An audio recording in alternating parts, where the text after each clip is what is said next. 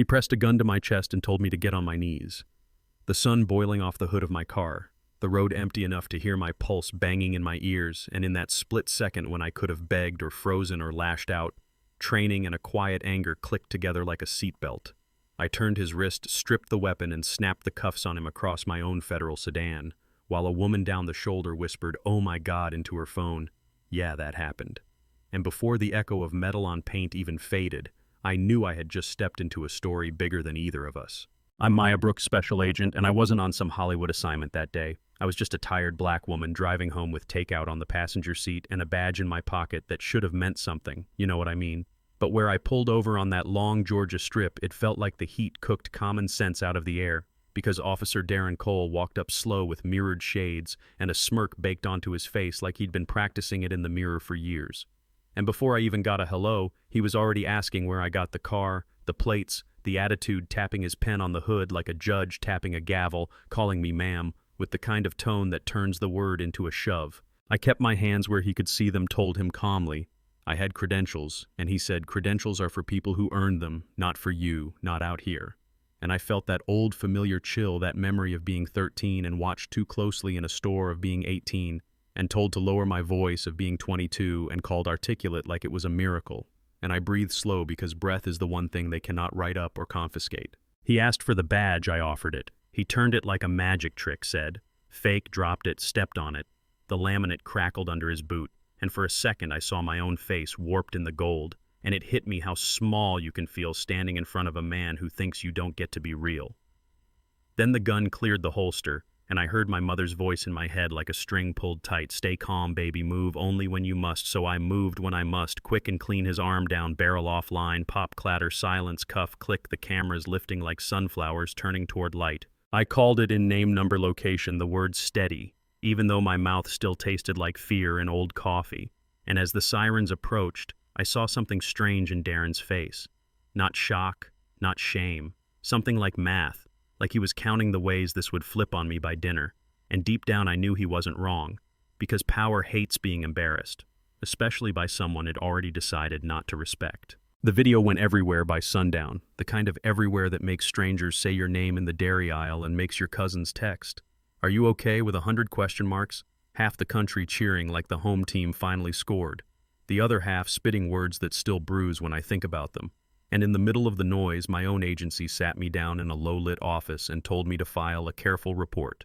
Careful meaning quiet, quiet meaning we'll handle this. We just need you to stay out of the way while you're on administrative leave. And I nodded because sometimes, yes, buys you time to finish the work in the shadows. I started digging the way I always do, with receipts and timestamps and the kind of small threads most people ignore because they don't look important until they are a dispatcher log with a gap where no gap should be, a traffic cam that blinked off at the exact minute my badge hit the asphalt, an email chain with enough redactions to read like a ransom note, and a handful of civilian complaints stamped closed so fast the ink never dried, and over all of it, a pattern that spelled one name in blinking letters, Lieutenant Henderson, the man in charge of making problems disappear before they got a booking number. I brought the first pile to my supervisor and got a smile that didn't reach his eyes. "We appreciate initiative, Maya, but this is delicate. Relationships with the county are complicated, you understand." And I said with a straight face, "I understand, fine." Then I went back to work, because the trick to surviving institutions is knowing when the front door is locked and which window will still open if you press at the right corner. Meanwhile, Darren was doing the talk show circuit with a fresh shave and a practiced tremble, saying I overreacted, saying I threatened first, saying things that kept changing by an inch each time, and people nodded along because if you repeat a thing on enough microphones it starts to sound like the truth. But late one night my phone buzzed with a number I didn't recognize, and on the other end was a voice that had lost its swagger. "Maya, it's Cole," and he told me about a daughter with a hospital bracelet and a surgery clock bleeding minutes. He told me about a man in a pressed shirt with soft hands and harder eyes who handed him an envelope and a script. "You sign this. You say these lines.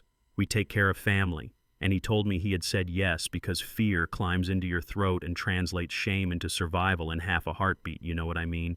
And for a long breath I didn't say anything. I just listened to a father try to push one bad day back into the bottle. Then I said, "Meet me, bring everything, and keep your head down, because the people who sell you a lifeline are usually the same ones tying knots on the other end." The next 3 days were a blur that smelled like printer toner and adrenaline. I pulled a small team of people who still keep their oaths in a top desk drawer instead of a museum case. We drafted affidavits and traced money that did a sloppy little dance through shell accounts. We found a voicemail where Henderson said the quiet part out loud, "Let them see it." Black or white, they all bow to the badge. We packaged it for a judge who doesn't flinch at headlines, and we called it Operation Equal Line, because sometimes a name is a promise you force yourself to keep.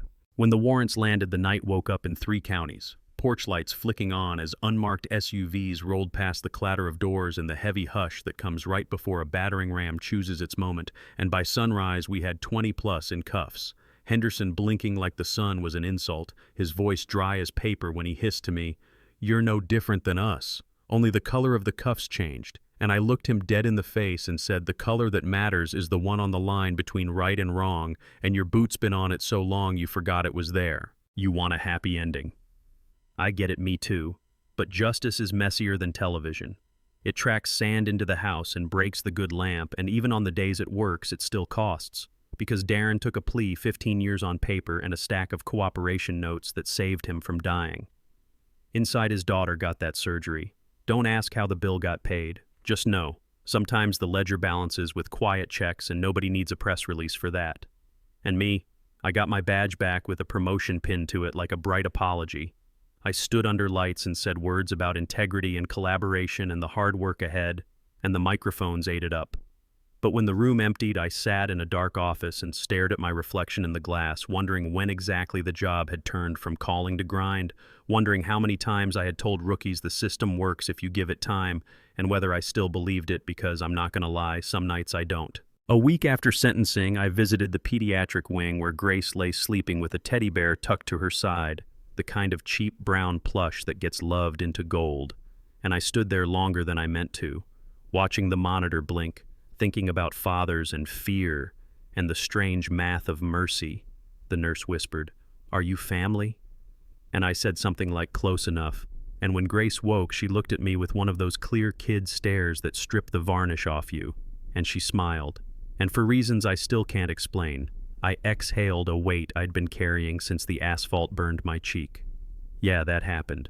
Because sometimes the forgiveness you give is really permission. You offer yourself to keep living. Years slid by, headlines found new fires, but the ripple stayed. A policy changed here, a training added there, a handful of officers quietly shown the door without a cake. And down on the south side, we opened a place with flimsy walls and strong bones called the Equal Line Center, where teenagers with too much story and not enough space learn what to do when power gets loud, where we print Know Your Rights cards and teach a workshop called Camera as Witness that starts with the words point and hold and don't flinch, where sometimes I sit after closing and watch the sun catch on a framed badge hanging under a handwritten line that says, "Justice doesn't need you to be perfect. It needs you to be brave for 5 more minutes." One late afternoon, I parked at a light and watched a patrol car pull over a driver who could have been me 15 years ago. Same quiet stare, same hands at 10 and 2. The officer walked up, slow posture, radio stiff. Then I saw him relax, saw her answer, saw the whole thing dissolve into nothing more than a warning to fix a brake light. And I swear I felt the world pick a better path by half an inch, and half an inch matters. Roads are made of them. Not everything healed, don't get it twisted. There are still hollows under the floorboards where old ghosts like to nap, and there are still days when a headline opens up a scar you thought was scar tissue for good. And there are people who still spit my name when they say it and turn my story into their favorite whataboutism. And I learned to let some of that pass to pour the rest into something that feeds rather than burns. And on the days it gets loud, I lace up and run the old highway, the exact strip where Darren and I collided. And I will stop where the heat stamped my cheek into memory, and I'll touch the hood and forgive that woman who had to be steel that day because the world demanded it. I'll tell her you did what you had to do, but you don't have to carry the heat forever. The twist in all this, the thing people miss when they reduce it to a thumbnail and a headline, is that the system didn't fold because we yelled loud enough. It folded because we wrote quietly enough, because paper and patience and proof beat swagger 9 times out of 10. And yet it also changed because 100 phones pointed and refused to blink because a kid on a median risked a traffic ticket to film. A man who thought nobody would because a dispatcher rolled her eyes and kept the tape rolling when a superior told her to forget the glitch, because courage shows up in the smallest payroll slots and refuses to call in sick. You know what I mean?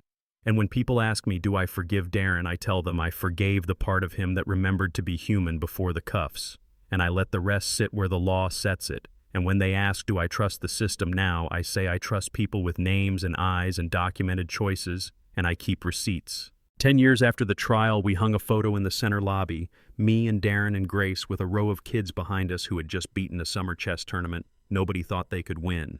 And folks who came in asked if the picture was staged, and I'd laugh and say, we don't stage joy here, it stages us. And sometimes on a quiet Sunday, I'll find Darren sweeping the gym floor before the kids show up, moving slow, head down the way a man works when he knows titles don't mean nothing out here. And he'll nod and I'll nod, and that's the conversation. Two people who once stood on opposite sides of a gun, now standing on the same side of a broom. And if that doesn't confuse your favorite hot take, maybe you're not paying attention. I still carry the badge, still work cases that twist your stomach into rope, still get the late calls and the early flights, still keep a go bag under the desk. But the truth is, the part of the job that saves me is smaller and louder than any press conference. It's a girl who raises her hand and asks, what do I say when a cop tells me to stop recording, and I teach her the exact words and we practice them out loud until her voice doesn't shake. It's a boy who thought the only power he had was his fists, learning that paper is stronger if you feed it facts. It's a grandma who brings peach cobbler to the workshop and says, baby, I'm here, so I don't lose my patience on Facebook again, and we all laugh because that's America too messy and sweet at the same time. If you've been waiting for the neat bow, I can't give it to you. The world doesn't do bows, it does knots. Some, you cut some, you learn to live with. And on a bright Saturday, not long ago, I pulled up at a crosswalk and saw a father adjust a bike helmet on his daughter, the afternoon light catching on her cheek, and the way he tucked a loose strand of hair behind her ear, gentle and sure. It knocked the breath out of me for a second, not because it was Darren, because it wasn't just some guy doing the ordinary beautiful thing. And I drove on with the window down and a song from a station I never listen to usually, and I thought maybe that's the closest we get to victory. Not fireworks, not speeches, just regular tenderness going about its business, unafraid. And if that sounds soft to you, I don't know what to tell you. Maybe you haven't been tired enough yet. So here's where I leave it with you, and I want you to talk back for real. Hit the comments and be honest. If you were on that highway and you saw a badge used like a hammer, would you speak up? Even if your boss told you to keep your head down, would you keep filming? When a voice told you to put the phone away, would you